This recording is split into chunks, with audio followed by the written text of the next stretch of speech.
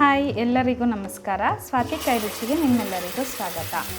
Udupi style rasam ಮನೆಯಲ್ಲಿ ಹೇಗೆ ಮಾಡೋದು ಅಂತ ನೋಡೋಣಂತೆ ಬನ್ನಿ.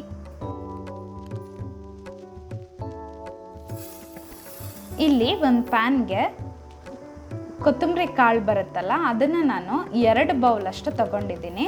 ಇಲ್ಲಿ ನೋಡಿ ಮೆಷರ್ಮೆಂಟ್ಸು ಒಂದೇ ಬೌಲಲ್ಲಿ ತಗೊಳ್ಳಿ. ನೀವು ಸಣ್ಣ ಕಪ್ಪು ಅಥವಾ ಒಂದು ಬೌಲು ಯಾವ ಬೌಲಲ್ಲಿ ತಗೊಂಡಿರ್ತೀರೋ ಅದೇ ಬೌಲಲ್ಲಿ ಮೆಷರ್ಮೆಂಟ್ಸ್ನ ಮಾಡ್ಕೊತಾ ಹೋಗಿ. ನೋಡಿ ಅದೊಂದು ಸ್ವಲ್ಪ ಕಲರ್ ಚೇಂಜ್ ಆಗಬೇಕು, ಅಲ್ಲಿ ತನಕನೂ ನೀವು ಫ್ರೈ ಮಾಡ್ಕೋಬೇಕು.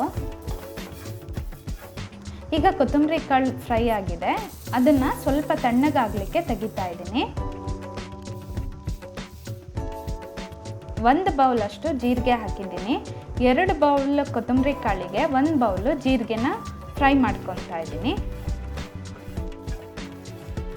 ನೋಡಿ ಜೀರಿಗೆನ ಈ ರೀತಿ ಚೆನ್ನಾಗಿ ಫ್ರೈ ಮಾಡಿಕೊಂಡು ಅದನ್ನು ಸ್ವಲ್ಪ ತಣ್ಣಗಾಗಲಿಕ್ಕೆ ತೆಗಿತಾ ಇದ್ದೀನಿ.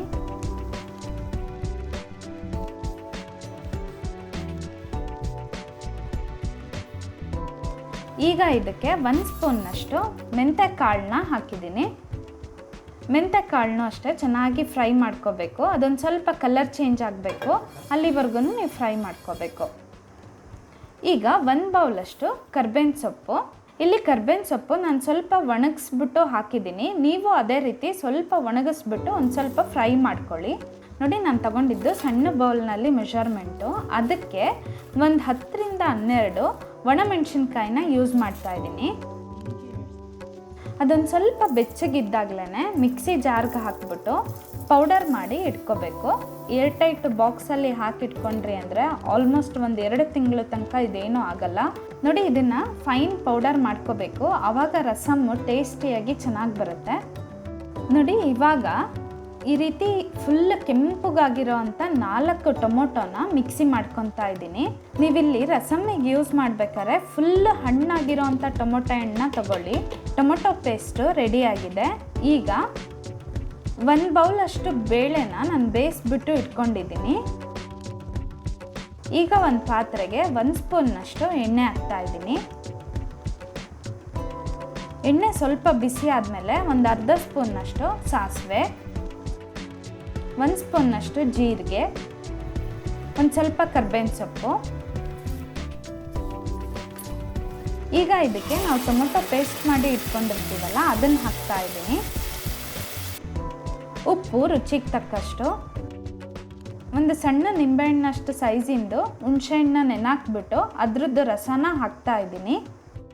ನಾವು ಮಾಡಿ ಇಟ್ಕೊಂಡಿರ್ತೀವಲ್ಲ ರಸಮ್ ಪೌಡರು, ಅದನ್ನು 3 ಸ್ಪೂನ್ನಷ್ಟು ಯೂಸ್ ಮಾಡ್ತಾ ಇದ್ದೀನಿ. ಬೆಲ್ಲ 1 ಸ್ಪೂನ್ನಷ್ಟು. ನೋಡಿ ಇದೆಲ್ಲ ಚೆನ್ನಾಗಿ ಮಿಕ್ಸ್ ಮಾಡ್ಕೋಬೇಕು, ಏಕೆಂದರೆ ನಾವು ಹಸಿ ಟೊಮೊಟೊನೇ ಹಾಕಿರೋದ್ರಿಂದ ಟೊಮೊಟೊನ ಸ್ವಲ್ಪ ಎಣ್ಣೆಯಲ್ಲಿ ನಾವು ಮಿಕ್ಸ್ ಮಾಡ್ಕೋಬೇಕು. ಈಗ ಅದಕ್ಕೆ ನಾನು ಬೇಯಿಸಿಟ್ಕೊಂಡಿರ್ತೀನಲ್ಲ ಬೇಳೆ, ಅದನ್ನು ಹಾಕ್ತಾ ಇದ್ದೀನಿ.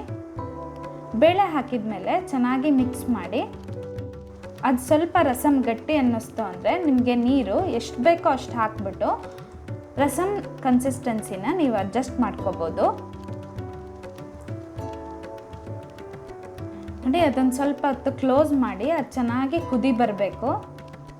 ಇದು ನೀವು ಮಾಡ್ತಿರ್ಬೇಕಾರೆ ಮನೆ ಫುಲ್ಲು ನಾವು ಪೌಡರ್ ಎಲ್ಲ ಮಾಡ್ಕೊಂಡಿರ್ತೀವಲ್ಲ, ಘಮ ಘಮ ಅಂತ ಇರುತ್ತೆ ರಸಮ್ದು.